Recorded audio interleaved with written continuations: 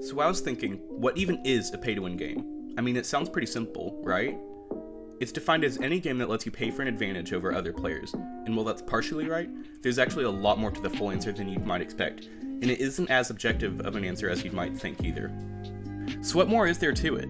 Why doesn't paying for an advantage over other players classify all pay-to-win games? Just think about it.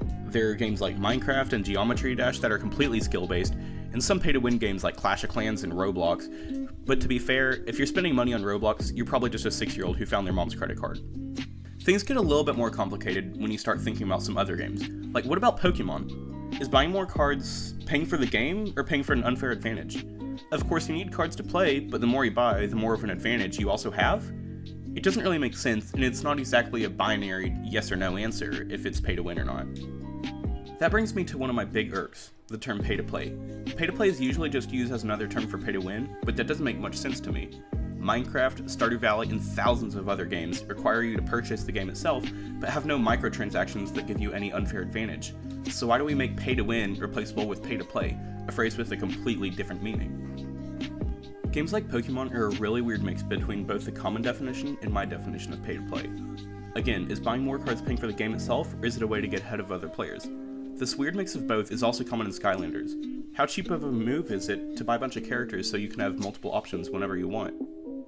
Another perfect example of the weird in-between is classic arcade games.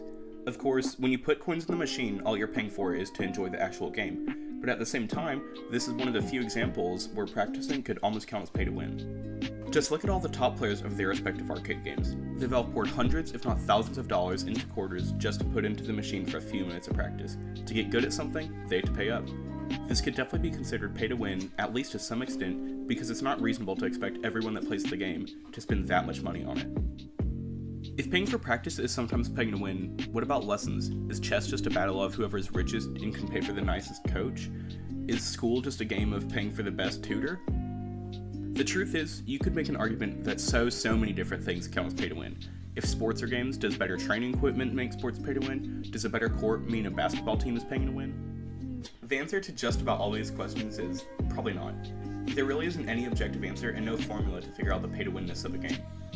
Almost every sport takes some sort of initial investment to play, whether equipment, gear, or a court. It doesn't mean that they're pay to win though, because it's pretty reasonable to expect people to know that they need these things. If you literally can't play without something, it's paying for a game, not for an advantage. To be fair though, if paying more money makes you significantly better, it's definitely a little bit cheesy.